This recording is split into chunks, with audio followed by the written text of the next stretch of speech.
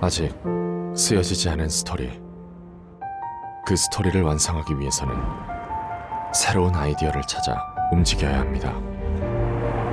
우리의 움직임, 그것은 차세대 전동화 차량을 만드는 것입니다. 당신의 새로운 영감을 찾아서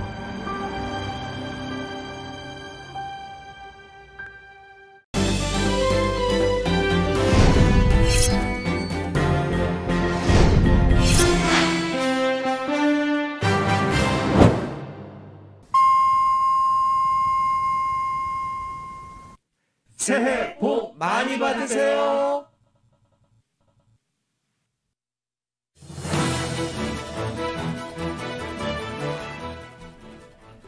바이든 행정부가 오미크론 변이 확산을 막기 위해 N94 마스크 4억 장을 무료로 나눠주기로 했습니다. 경제 봉쇄로 돌아가거나 학교 수업을 화상으로 전환하는 것은 없다고 재확인했습니다. 오미크론 변이 확산으로 임시 휴업을 결정하는 요식업소들이 늘고 있습니다. 인력이 부족한 상황에서 직원들의 확진 판정이 겹쳤기 때문입니다. 개빈 뉴섬 주지사가 커뮤니티 봉사활동을 펼치는 대학생들에게 1인당 $10,000의 장학금을 보조하는 프로그램을 런칭합니다. 연방대법원이 지난해 의회 폭동 때 백악관 상황을 담은 문건을 하원 특별조사위원회가 열람할 수 있도록 허가했습니다. 의회 난입 사태의 사실관계가 추가로 밝혀질지 주목됩니다. 토니 블링컨 국무장관이 우크라이나를 방문해 젤렌스키 대통령을 만났습니다. 조 바이든 대통령은 러시아가 우크라이나를 침공할 경우 책임을 물을 것이라며 초강경 대응을 공언했습니다. 북한이 미국에 대한 신뢰 조치를 제고하고 잠정 중지했던 모든 활동을 재가동하는 방안을 검토하겠다고 밝혔습니다. 핵실험과 대륙간 탄도미사일 발사 재개 가능성을 시사했습니다. 민주당의 이재명 그리고 국민의힘 윤석열 후보가 2030의 마음을 잡기 위해 가상자산 공약을 내놨습니다. 또 어르신 공약과 장애인 공약 등 복지 정책도 내놨습니다. 정의당 심상정 후보는 기업에 협력할 의지가 있다고 밝혔습니다. 국민의당 안철수 후보는 대전을 과학수도로 만들겠다며 지역 민심을 파고들었습니다. 법원이 김건희 씨의 통화 녹음을 인터넷 등에 게시할 수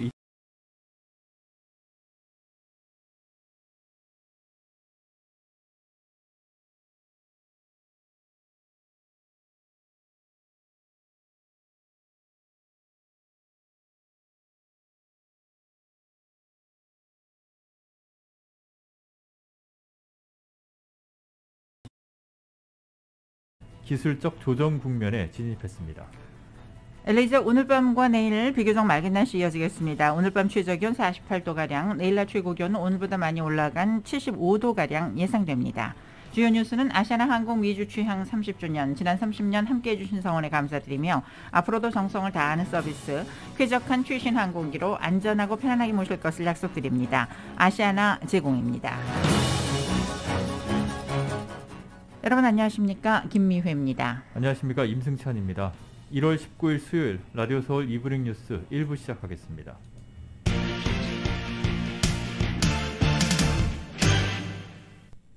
연방대법원이 지난해 의회 폭동 때 백악관의 상황을 담은 문건을 하원 특별조사위원회가 열람할 수 있도록 허가했습니다. 민주당이 주도하는 조사위가 트럼프 전 대통령의 당시 행동과 연계된 문서 700여 건을 국립문서보관소에서 받아볼 수 있게 됨에 따라 의회 난입 사태의 사실관계가 추가로 밝혀질지 주목됩니다.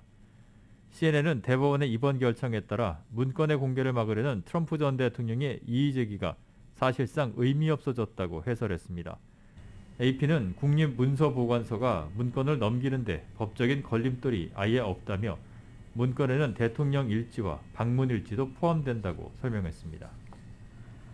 뉴욕주 검찰이 도널드 트럼프 전 대통령과 그의 회사가 대출, 보험, 세금 혜택을 위해 자산 가치를 조작했다는 증거를 포착한 것으로 전해졌습니다.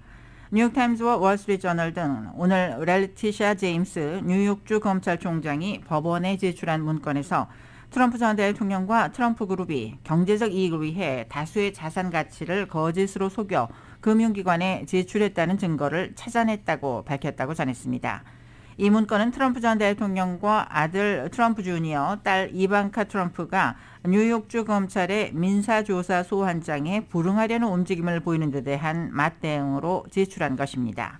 뉴욕주 검찰총장실은 트럼프 측이 뉴욕주 웨스트체스터 카운티와 영국 스코틀랜드의 골프장, 맨해튼의 빌딩들, 뉴욕 트럼프 타워의 펜트하우스, 뉴욕주 부동산 등 모두 6개 자산의 가치를 조작한 재정 보고서를 금융기관에 제출했다고 설명했습니다. 연방 상원의원 선거에 출마한 후보가 마리화나를 직접 피우는 모습을 담은 동영상을 올리면서 전면 합법화를 촉구했습니다. 민주당 소속의 게리 체인버스 후보는 최근 선거 캠페인 광고를 통해서 마리화나 흡연 장면을 공개했습니다. 그는 이 광고가 마리화나 낙인 찍기를 중단하고 합법화의 길을 열어주는 새로운 대화를 끌어내기를 바란다고 밝혔습니다. 이어 흑인은 백인보다 마리화나 소지로 체포될 가능성이 4배가 더 크고 체포된 사람은 대부분 마약상이나 상이 아니라 자신처럼 소량의 마리화나를 가진 사람이라며 마리화나 처벌과 관련한 형사사법제도 개편을 요구했습니다. 루이지애나주를 대표하는 연방 상원의원 선거에 도전한 체인버스 후보는 뉴올리언스에서 마리화나 흡연 영상을 촬영했습니다. 미국의 이동통신사가 5G 서비스의 주파수 전환을 추진하자 세계 각국 항공사들이 미국행 일부 항공편을 취소하거나 기종을 교체하고 있습니다. 새로운 주파수가 항공기 운항에 심각한 영향을 줄 수 있다는 우려 때문입니다. KBS 특파원의 보도입니다. 두바이 에미레이츠 항공은 현지 시각 19일 미국 보스턴과 시카고 등 11개 도시로 향하는 항공편을 중단한다고 밝혔습니다. 미국의 중저대역 5G 서비스가 도입되면 매일 수천 편의 항공편이 차질을 빚을 수 있다며 미국의 10개 항공사가 이틀 전 바이든 행정부에 재차 경고한 서한 때문입니다. We have evidence of letters have been written to the Secretary of Transport in the U.S. government, alerting that group to what was likely to happen and its consequences. 같은 이유로 독일 루프트한자도 마이애미행 항공편을 취소했고 일본 항공사 ANA도 시카고와 LA, 뉴욕 등으로 가는 항공편 20편을 취소했습니다. 인도 국영 항공사 에어 인디아도 뉴욕, 시카고 등 미국 주요 도시로 가는 항공편을 취소하거나 다른 기종을 투입한다고 밝혔습니다. 대한항공도 미국행 여객기 기종을 교체했다고 AP통신이 전했습니다. AT&T와 버라이즌 등 미국의 이동통신사들은 초고주파 대역을 활용한 기존 5G 서비스를 C밴드로 불리는 중저대역 서비스로 전환할 계획이었습니다. 하지만 미 항공업계는 이 중저대역 5G 신호가 항공기 고도계의 신호 간섭을 일으켜 기상 악화 등 저시정 상황에서 운항할 수 없어진다고 반발하고 있습니다.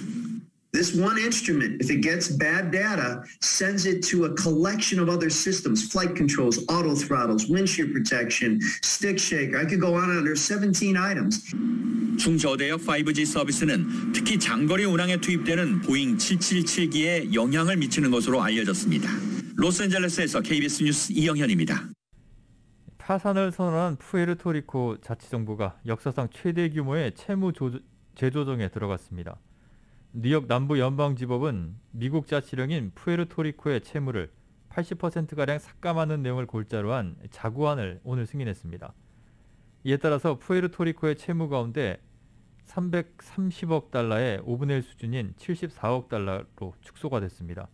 다만 500억 달러에 달하는 연금 미지급액과 공공서비스 분야에서의 채무는 조정되지가 않았습니다. 푸에르토리코의 총부채는 1,200억 달러가 넘는 것으로 알려졌습니다. 조 바이든 대통령이 러시아가 우크라이나를 침공할 경우 책임을 물을 것이라며 초강경 대응을 공언했습니다.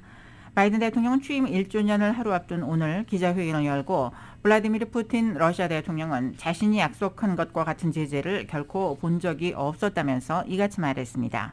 바이든 대통령은 러시아가 우크라이나를 침공한다면 러시아의 재앙이 될 것이라면서 러시아의 은행이 달러를 결제할 수 없을 것이라고 말해 초강력 금융제재도 포함될 것임을 경고했습니다. 바이든 대통령은 푸틴 대통령이 서방을 시험할 것이라고 생각한다면서도 푸틴 대통령이 여전히 전면전을 원하지 않는다고 생각한다고 밝혔습니다. 러시아와 우크라이나 간의 군사적 긴장이 고조되고 있는 가운데 토니 블링컨 국무장관이 우크라이나를 방문해서 젤렌스키 대통령과 만났습니다. 블링컨 장관은 현지 시각으로 21일 스위스 제네바에서 라브로프 러시아 외무장관과도 회담을 가질 예정입니다. KBS가 보도합니다.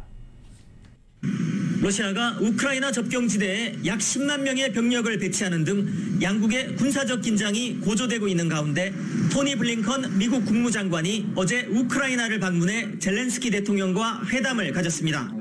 블링컨 장관은 사태 해결을 위해 끈질긴 외교적 노력을 경주할 것이며 러시아가 침공할 경우 강력한 제재로 대응할 것이라고 밝혔습니다. We've made very clear to Moscow that if it chooses to renew aggression against Ukraine, it will be met and it will face very severe consequences. 블링컨 장관은 이어 우크라이나에 대해 안보와 재정 분야에 추가 지원이 있을 것이라고 말했습니다. Також з самого початку нашої бесіди подякувати і вам особисто, і президенту Байдену, і адміністрації Сполучених Штатів за підтримку військову допомогу Україні. 2014년 크림반도 병합과 돈바스 지역 내전 등을 놓고 러시아와 갈등을 빚고 있는 우크라이나는 북대서양 조약기구 나토와 유럽연합 가입을 추진하고 있습니다. 반면 러시아는 우크라이나 등 옛소련 국가들의 나토 가입 금지와 우크라이나 인접 지역에 대한 나토의 무기 배치 금지 등을 요구하고 있습니다. 블링컨 장관은 오늘 독일을 방문해 이 문제를 논의하고 내일은 스위스 제네바에서 세르게이 라브로프 러시아 외무장관과 회담할 예정입니다. 모스크바에서 KBS 뉴스 김준호입니다. 바이든 행정부가 러시아의 우크라이나 침공에 대비한 경제 제재안을 검토 중인 가운데 반도체 업계에 러시아에 대한 수출 제한 가능성을 염두에 두고 준비하라고 통보한 것으로 알려졌습니다.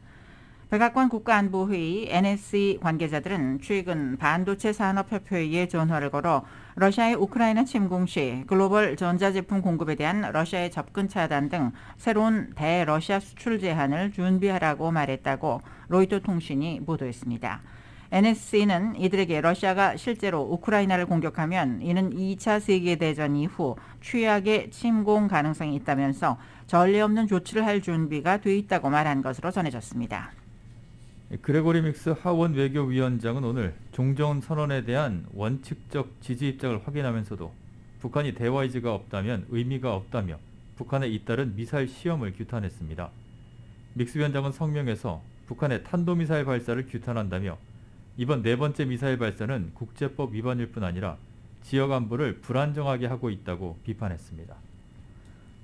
북한이 미국에 대한 신뢰 조치를 제고하고 잠정 중지했던 모든 활동을 재가동하는 방안을 검토하겠다고 밝혔습니다. 지난 2018년 취한 핵실험과 대륙간 탄도미사일 ICBM 시험 발사 중지라는 모라토리엄 선언의 철회를 시사한 것으로 보입니다. YTN이 보도합니다. 중앙통신은 어제 김정은 국무위원장이 참석한 가운데 정치국 회의를 열고 앞으로 미국에 대한 대응 방안을 논의했다고 밝혔습니다.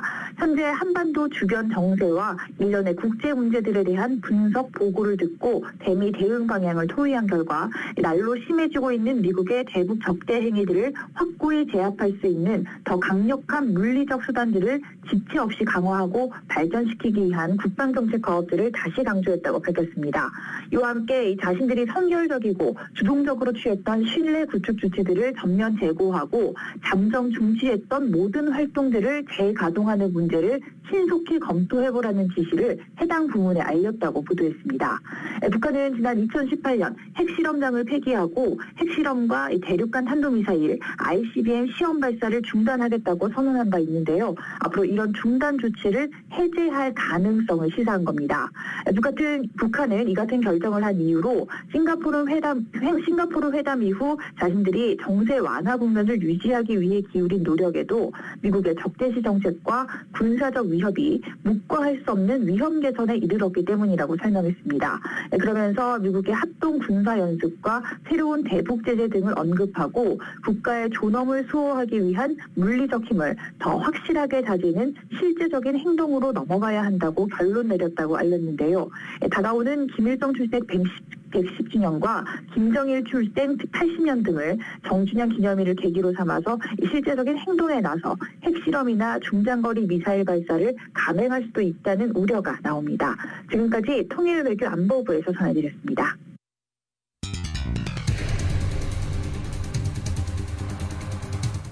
라디오 서울 이브닝 뉴스 1부 이 시간은 LA와 가든그로브 두 곳에서 모시는 금강안경 검안과 1250만 불 교통사고 최고보상 교통사고 전문 천재 변호사 리차드 호프만. 빛으로 태어나는 당신은 카후나 미인 100% 근적외선 마스크는 카후나뿐입니다. 정직한 빛 카후나 LED 마스크. 온오프 PRGR, 야마하 볼틴, MU 스포츠, 전미국 독점 총판, 올림픽 골프 공동 제공으로 보내드립니다.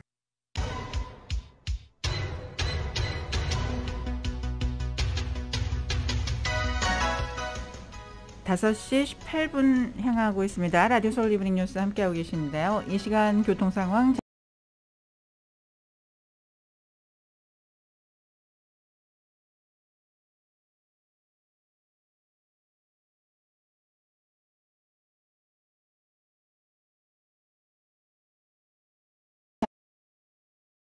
비슷한 모습 보이고 있습니다. 슬라슨 에비뉴 구간부터 가다서다를 반복하면서 10마일대로밖에 움직이지 못하고 있습니다. 10번 프리웨이 이스 방면과 교차하는 구간까지 정체 쭉 이어지고 있습니다.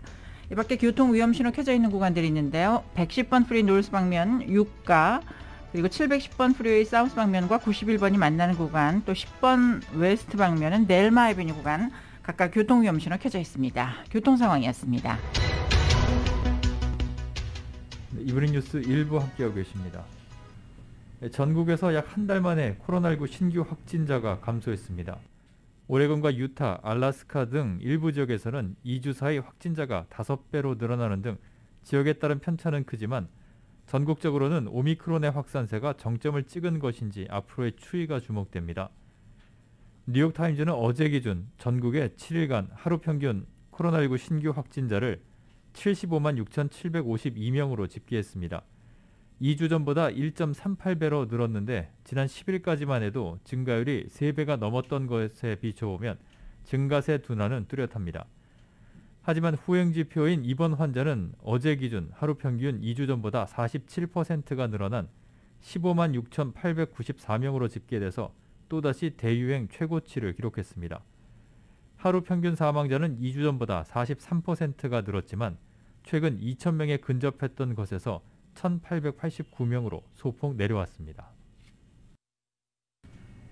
코로나19를 막을 가장 안전한 수단은 백신 접종이라는 점이 대규모 사례 조사에서 재확인되었습니다. 오늘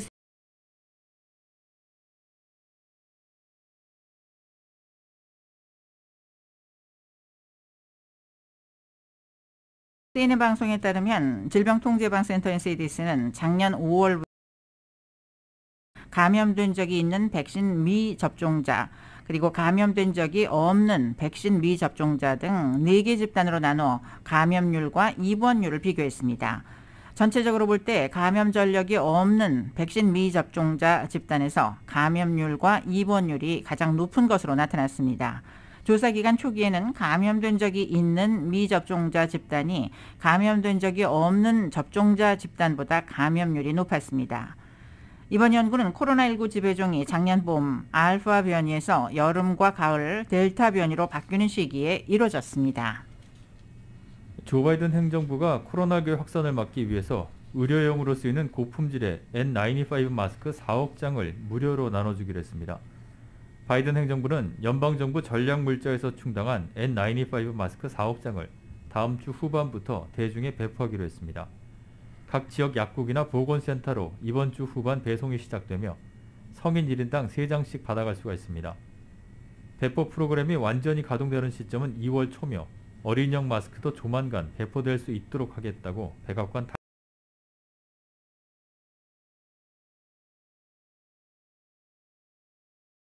당국자는 말했습니다.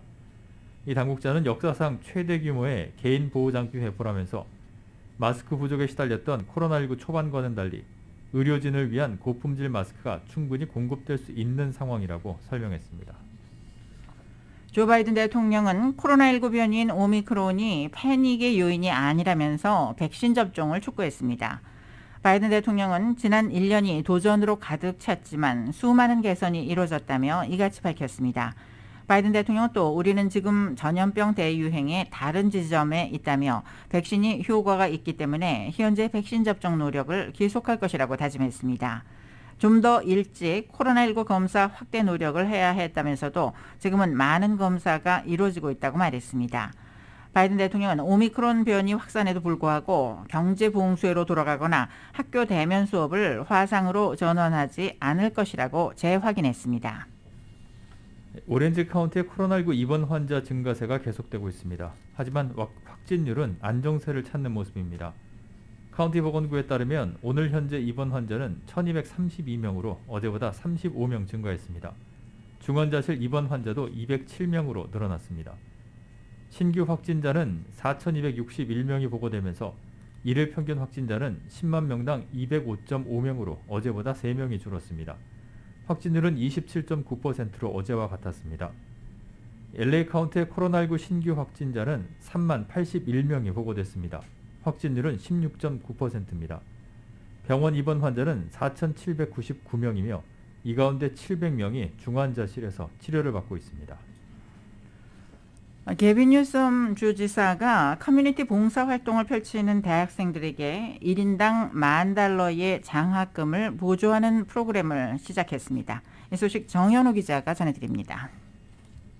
가주의 대학생들이 커뮤니티 봉사활동을 통해 최고 $10,000의 장학금을 수여받을 수 있게 됐습니다. 캘리포니안스 for All College Corps라고 명명된 이 프로그램은 2022년 가을 학기부터 시작되며 프로그램 첫 해에 6,500명의 학생들이 선정될 예정이며 신청은 올 봄부터 시작됩니다. UCLA와 UC 버클리를 포함해 UC 계열에서 7개 캠퍼스가 참여하고 캘스테이트에서 16개 캠퍼스, 그리고 커뮤니티 칼리지와 일부 사립대학 등 가주에서 총 45개 대학이 참여합니다. 450시간을 봉사하는 대학생들에게 1인당 최고 $10,000의 장학금을 제공한다는 것이 골자로 대학생들은 K-12 교육의 불평등 문제와 기후변화 대처 등을 해결하는 영역에서 파타임으로 봉사하게 되며 커뮤니티 봉사활동은 학업에도 크레딧으로 반영됩니다. 장학금은 학비와 생활비로 사용됩니다. 주정부는 이번 프로그램에 1억 4,600만 달러의 예산을 투입했습니다. 뉴섬 주지사는 저소득층 학생들이 학자금 대출 빚 없이 학교를 졸업할 수 있도록 이번 프로그램을 마련했다고 밝혔습니다.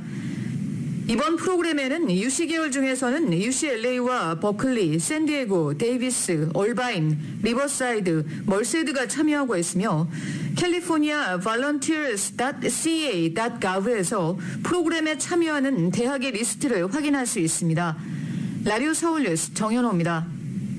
어제 저녁 한인타운 한복판에 있는 빈주택에서 화재가 발생했습니다. LA시 소방국은 어제 저녁 7시 25분쯤 857 사우스 맨하탄 플레이스에 있는 한 빈주택에서 화재가 발생했다고 밝혔습니다.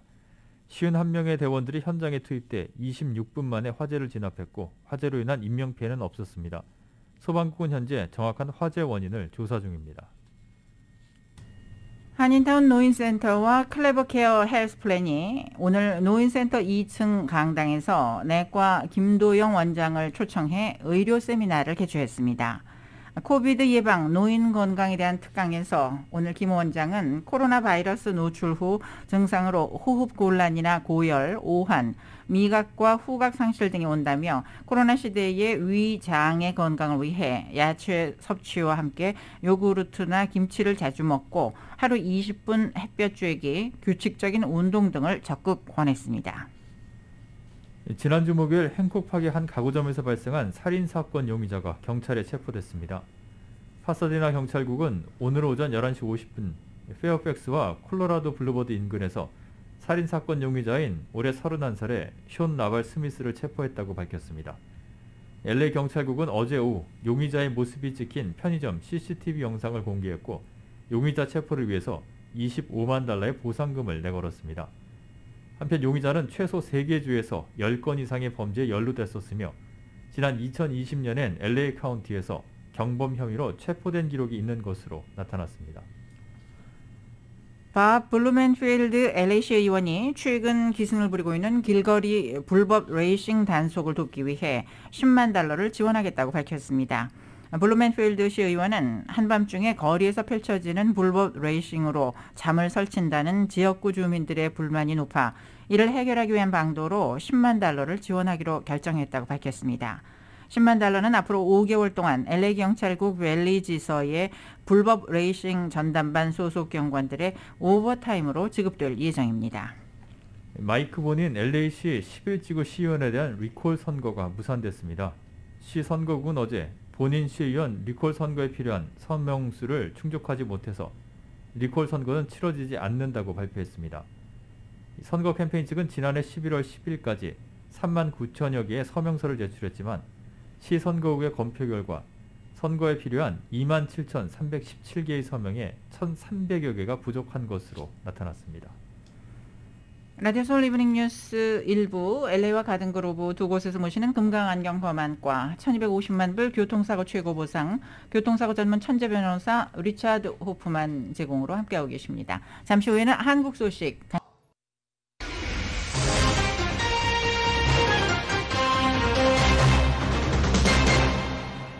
이브닝 뉴스 1부 함께하고 계십니다. 한국 소식입니다.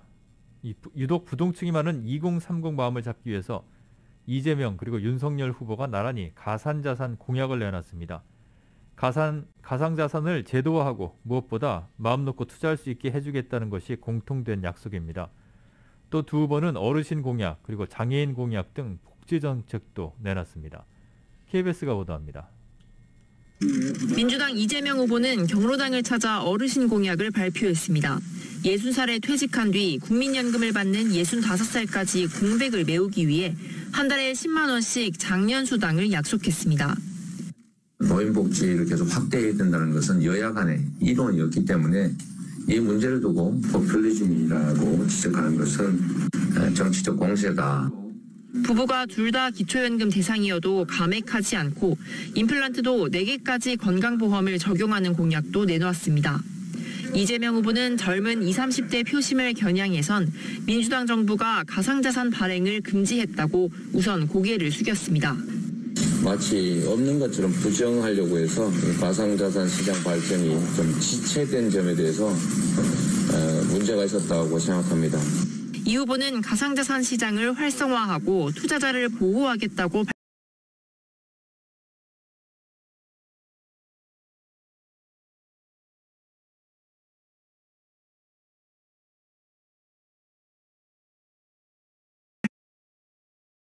$5천만 원까지는 비과세하겠다고 해서 그 기준점을 높이되 고민 중이라고 한 이 후보와 차이를 보였습니다.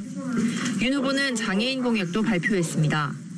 장애인 스스로 복지 서비스를 선택하실 수 있도록 개인 예산제를 도입하여 복지 선택의 폭을 선진국 수준으로 확대하겠습니다.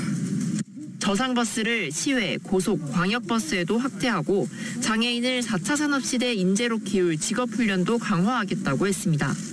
윤 후보는 어젯밤 경선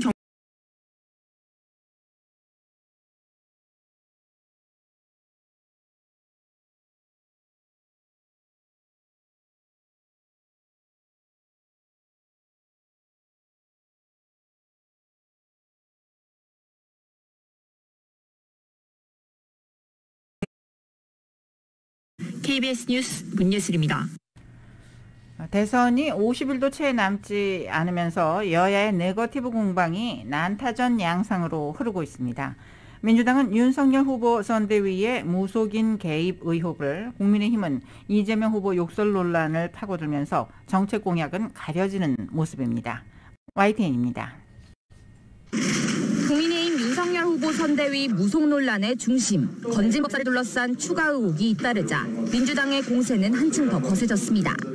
러시아 황제 니콜라 2세가 라스푸틴이라는 괴상스러운 요승에 휘둘려가지고 러시아 제국이 멸망했던 것처럼 저는 나라가 크게 위험에 처할 것이다. 특히 윤석열 검찰 당시 신천지 압수수색 영장이 반려된 배경에도 무속인이 있었던 것 아니냐며 윤석열 후보를 직접 고발했습니다. 민주당은 또 김 씨의 회사 후원사가 건진법사 소속 종파재단에 거액을 출연했다는 의혹도 해명하라고 촉구했습니다. 윤석열 선대위의 어른거리는 무속 비선 실세의 실체가 하나씩 드러나고 있습니다. 오늘 아침 무속인을 둘러싼 수상한 거래가 드러났습니다. 국민의힘 역시 이재명 후보 욕설 논란에 대한 공세 수위를 한층 더 끌어올렸습니다. 욕설이 아니라 언어 성폭력이다. AI가 흉내내기조차 불가능한 수준이다 등 후보 자질론을 전면에 띄웠습니다. 이재명 후보자가 구사하는 이 욕설의 수준이요. 한국어로 구사할 수 있는 최극악무도한 수준이거든요.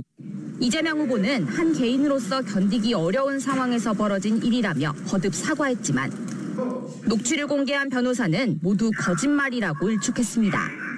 형님을 정신병자로 만들어서 강제 입원시키려는 음모로 죽음으로 내몰고도 천추의 한을 품은 형수님과 조카들에게 아직까지 진심 어린 사과의 행동은커녕 민주당이 김건희 씨의 재산 부풀리기 의혹을 제기하자 국민의힘은 이재명 후보 아들의 도박자금 출처부터 밝히라고 되받아치는 등 양측의 비방전은 갈수록 고조되고 있습니다. 대선이 40여일 앞으로 다가오고 더구나 설 연휴, 밥상 민심 잡기에서 밀릴 수 없다는 판단에 사실상 총력전에 나선 겁니다. 가시돋친 말들이 쏟아지며 정작 유권자들이 꼭 알아야 할 후보들의 정책은 빛을 보지 못하고 있는데 정치권 스스로 정치 혐오를 부추기고 있다는 비판을 피하기 어려워 보입니다. YTN 송재인입니다. 정의당의 심상정 후보는 최태원 대한상의회장을 만나서 자신은 반기업적이지 않고 기업에 협력할 의지가 있다고 밝혔습니다.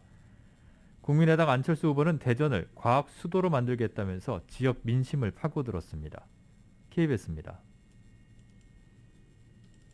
초심으로 돌아가겠다고 한 정의당 심상정 후보는 최태원 대한상의 회장을 만났습니다. 노동을 앞세워온 진보정당 대선 후보가 대기업 총수를 찾은 건 이례적입니다. 반기업적이다, 또 반신자유적이다 이렇게 생각하시는 분들이 있어요. 회장님도 그렇게 생각하십니까? 그렇게 생각하신다면 그건 오해입니다. 심 후보는 자신이 반대해온 것은 독점과 담합, 갑질이었고 헌법규범위에 함께 선다면 기업과 협력할 수 있다고 밝혔습니다. 또 최 회장에게 중소기업과의 상생, 기후위기 대응을 촉구하고 자신의 1호 공약인 주 4일제 근무 검토를 요청했습니다. 심 후보는 오늘 한국행정정책학회 토론회에 참석합니다. 국민의당 안철수 후보는 대전을 과학수도로 키우겠다고 약속했습니다. 행정수도와 과학수도를 양축으로 충청권 혁신융합 메가시티를 조성해서 특성화된 국가균형발전의 성공적인 모델을 만들겠습니다. 충청 대망론을 키워온 윤석열 후보를 견제하는 지역 맞춤 공약으로 해석됩니다. 안 후보는 오늘 김동길 연세대 명예교수를 만나고 행정정책학회 토론회에 참석합니다. 안 후보 측이 이재명, 윤석열 후보만의 TV토론은 불공정 독과점 토론이라며 법원에 방송 금지 가처분 신청을 낸 가운데 민주당과 국민의힘은 첫 양자 TV토론을 설 연휴 기간인 30일이나 31일에 열자고 지상파 방송사에 요청했습니다. KBS 뉴스 강푸른입니다. 법원이 김건희 씨의 통화 내용을 유튜브 채널인 열린공감TV에서도 방송할 수 있도록 했습니다. 재판부는 김 씨를 둘러싼 의혹이나 발언 대부분을 유권자가 알아야 할 필요가 있는 국민적 관심사안이라고 판단했습니다. 다만 사생활에 대한 내용은 제외했습니다. YTN입니다.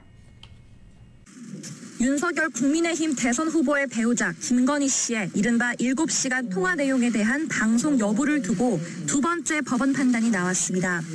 서울중앙지방법원은 유튜브 채널 열린공감TV에 김건희 씨 부부와 가족의 사생활에 대한 내용과 제3자와의 대화를 뺀 나머지, 그러니까 사실상 대부분을 방송해도 된다고 판단했습니다. 앞선 MBC 방송에 대한 다른 법원의 결정보다 허용 범위가 넓어졌습니다. 재판부는 우선 김 씨를 대선 후보자의 배우자로서 국민적 관심을 받는 공적 인물로 규정했습니다.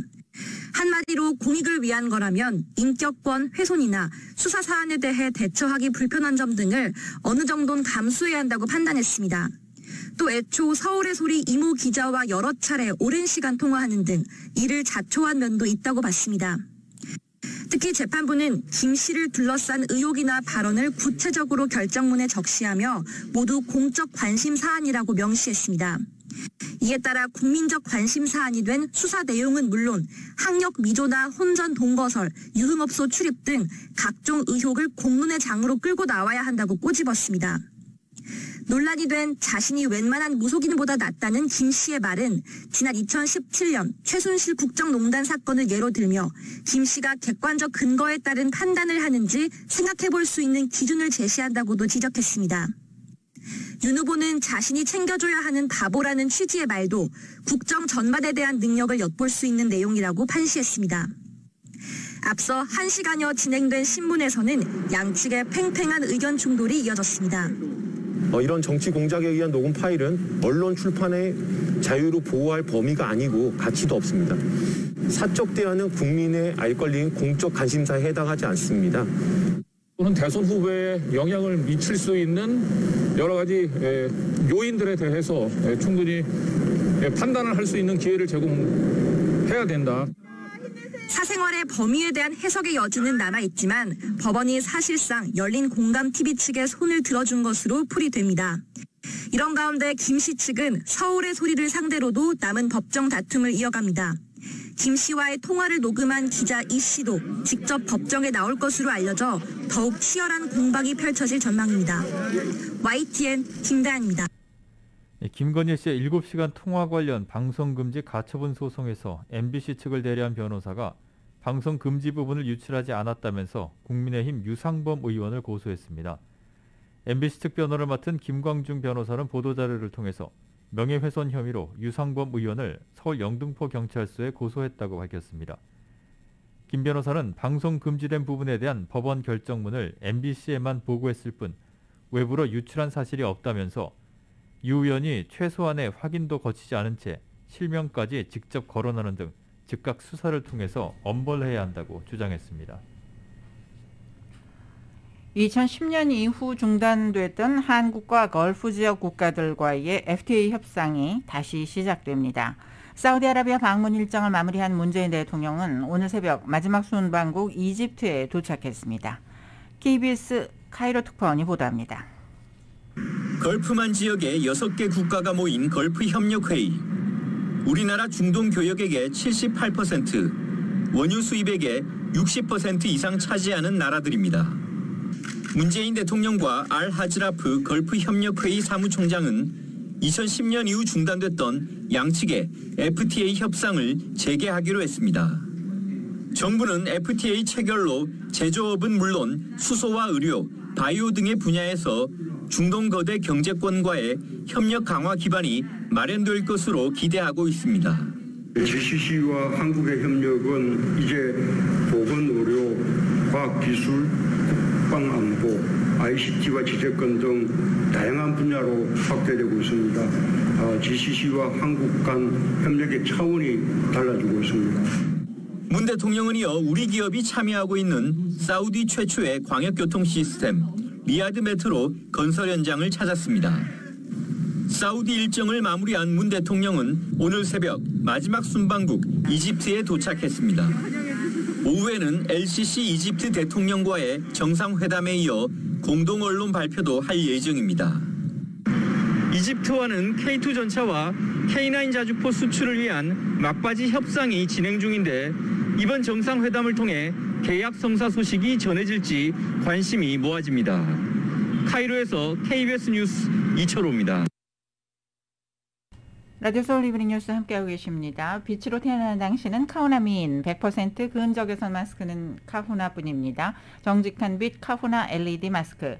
온오프 PRGR, 야마하 14 M뉴 스포츠, 전미국 독점 총판 올림픽 골프 제공입니다.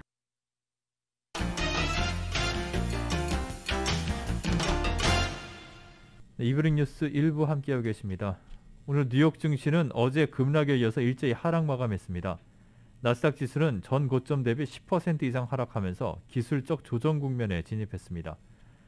다우존 산업평균지수는 어제보다 339.82포인트가 하락한 35,028.65의 거래를 마쳤습니다. S&P 500지수는 44.35포인트가 떨어진 4,532.76, 나스닥 지수는 166.64포인트가 급락한 14,340.26의 장을 마감했습니다. 나스닥 지수는 지난해 11월 22일에 기록한 52주 고점 대비 10% 이상 하락하면서 기술적인 조정 국면에 진입했습니다. 나스닥 지수가 조정 국면에 들어선 것은 지난해 3월 8일 이후 약 10개월 만에 처음입니다. 새해 들어 지정학적인 위험이 확대되면서 국제유가가 무섭게 오르고 있습니다. 배럴당 $100 시대가 다시 오는 것이 아니냐는 우려도 나오고 있습니다. YTN이 보도합니다. 현재 시각 19일 뉴욕 상업거래소에서 서부 텍사스산 원유 가격은 1배럴에 $1 53센트, 약 1.8% 상승한 $86 96센트에서 거래를 마쳤습니다. 이는 지난 2014년 10월 8일 이후 7년여 만에 최고치입니다. 서부 텍사스산 원유 가격은 올해 들어서만 15% 넘게 올랐습니다. 브렌트유도 1% 넘게 오르며 1배럴에 $88 44센트에서 장을 마감했습니다. 브렌트유는 장중한 때 $89 5센트까지 올라 2014년 10월 13일 이후 최고를 기록했습니다. 새해 들어 국제유가가 급등한 것은 러시아의 우크라이나 공격 위협과 예멘 반군의 아랍에미리트 석유시설 공격으로 지정학적 위험이 확대되고 있기 때문입니다. 러시아는 세계 두 번째 산유국이고 아랍에미리트는 오펙, 즉 석유 수출국 기구 회원국들 가운데 세 번째 산유국입니다. 여기에다 이라크에서 터키로 가는 원유 송유관의 폭발 소식까지 전해지면서 원유 시장은 수급 불균형 우려에 주목했습니다. 로이터 통신은 터키의 파이프라인 폭발은 공격 때문이 아니며 파이프라인의 가동은 재개됐다고 보도했습니다. 국제유가는 파이프라인 폭발 소식이 전해진 후 급등해 7년 만에 최고치를 기록했습니다. 국제에너지기구 IEA가 월간 보고서에서 올해 원유 수요가 코로나19의 세계적 대유행 이전 수준으로 증가할 것이라고 전망한 점도 유가를 끌어올렸습니다. 미국의 CNBC 방송은 전문가를 인용해 지정학적 긴장이 지속되면 브렌트유가 배럴당 $100까지 오르는 것이 그리 어렵지 않을 수 있다고 전했습니다. YTN 김원배입니다. 조 바이든 대통령은 중국에 부과한 무역관세 철폐 문제와 관련해서 중국의 미국산 물품 구매 약속을 지켜야 한다는 입장을 보였습니다. 바이든 대통령은 오늘 기자회견에서 대중국 관세를 철폐할 때라고 생각하느냐는 질문에 확실하지 않다면서 이같이 말했습니다. 바이든 대통령은 중국이 구매 약속을 충족하고 일부 관세를 철폐할 수 있다고 말할 수 있는 위치에 자신이 있길 원한다면서도 아직 거기에 이르지 않았다고 말했습니다. 미국은 트럼프 행정부 시절 중국산 수입품의 절반가량의 고율 관세를 부과하고 중국도 관세로 맞대응하면서 무역전쟁을 치렀습니다. 생활용품 업체인 프록터앤갬블이 올해도 제품 가격을 추가로 올리게 됩니다. P&G는 지난해 4분기 실적을 발표하는 자리에서 오는 2월 28일부터 타이드 세제와 다우니 섬유 유연제 같은 섬유 관련 제품의 가격을 인상할 예정이라고 밝혔습니다. 이어 4월 중순부터 개인 건강용품 가격을 올리겠다는 계획을 유통업체들에게 통보했다고 P&G는 전했습니다. 회사 임원들은 제품 가격 인상이 올해 내내 계속될 전망이라고 밝혔습니다. 계속되는 가격 인상은 원자재와 인건비, 물류비 등 각종 생산 비용이 계속 상승하는 데 따른 조치라고 언론들은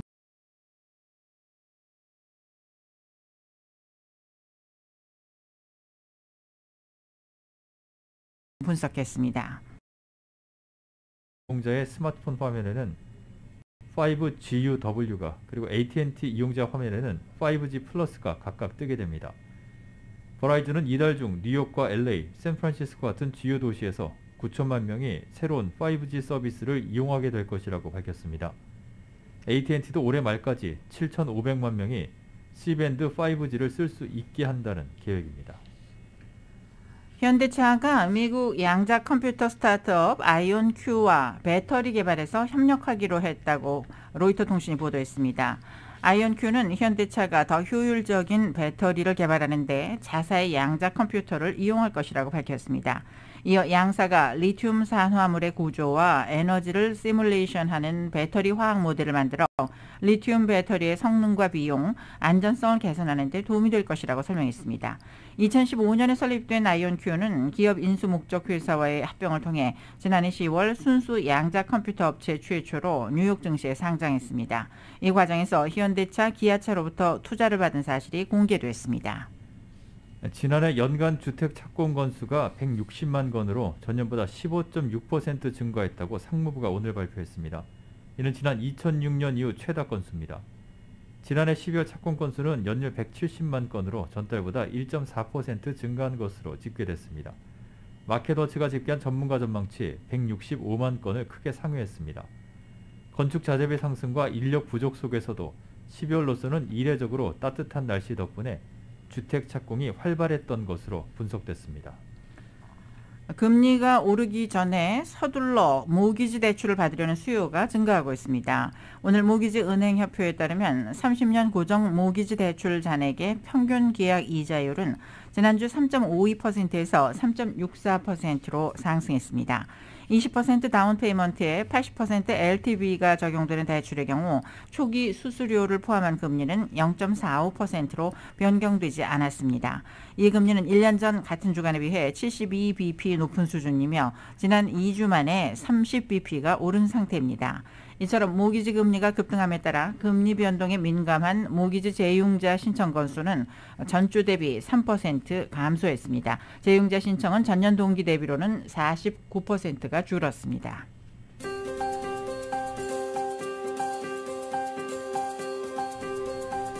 수요일 저녁 라디오 서울 이브닝 뉴스 날씨 알아보겠습니다. 맥도날드에서 소시지나 치킨 맥그리들즈로 아침을 열어보세요. 맥도날드 제공입니다. 오늘 밤부터 내일 오후 4시까지 인랜드 엠파이어와 샌버나디노 카운티 산악지대 등에 강풍주의보가 내려져 있습니다. 그리고 벤츄라 카운티 내륙과 해안, LA 카운티 산악지대 등에는 내일 오후 6시까지 역시 강풍주의보가 발효 중입니다. LA 지역 오늘 밤과 내일 맑겠습니다. 오늘 밤 최저기온 48도가량 되겠고 내일 낮 최고기온 75도, 밤 최저 49도로 예상됩니다. 한편 내일 낮 최고기온 오렌지 카운티 지역은 77도가량, 밸리와 인랜드 엠파이어 75도, 해안 지역은 73도에 머물겠습니다. 하와이 호놀룰루 오늘 저녁 곳에 따라 구름 끼는 날씨 보이겠고 밤 최저 66도, 내일은 대체로 맑겠습니다. 낮 최고 79도, 밤 최저 67도로 예상됩니다. 한국 날씨입니다. 강원 영동, 경북 동해안에 오늘 오전까지 눈이 내리고 있습니다. 내일까지 한파가 계속되겠고 모레 낮부터는 차차 기온을 회복하겠습니다. 오늘은 큰 추위를 뜻하는 절기 대한인데요. 절기답게 추위의 기세가 만만치 않습니다. 오늘 아침 서울의 기온이 영하 10도 가량까지 떨어졌고 낮 동안에는 영상으로 오르겠지만 여전히 한파주의보는 발령 중입니다. 날씨는 맥도날드에서 소시지나 치킨 맥그리들즈로 아침을 열어보세요. 맥도날드 제공이었습니다. 라디오 서울 이브닝 뉴스 1부, 지금까지 LA와 가든그로브 두 곳에서 모시는 금강환경 검안과 1250만 불 교통사고 최고보상 교통사고 전문 천재 변호사 리차드 호프만, 빛으로 태어나는 당신은 카후나 미인 100% 근적외선 마스크는 카후나뿐입니다. 정직한 빛 카후나 LED 마스크, 온오프 PRGR, 야마하 14, MU 스포츠, 전미국 독점 총판 올림픽 골프 제공이었습니다. 잠시 후 6시 라디오 서울 이브닝 뉴스 2부가 진행됩니다.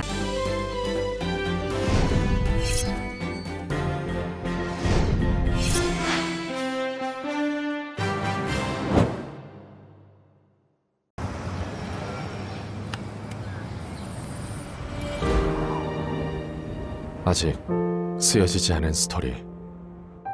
그 스토리를 완성하기 위해서는 새로운 아이디어를 찾아 움직여야 합니다.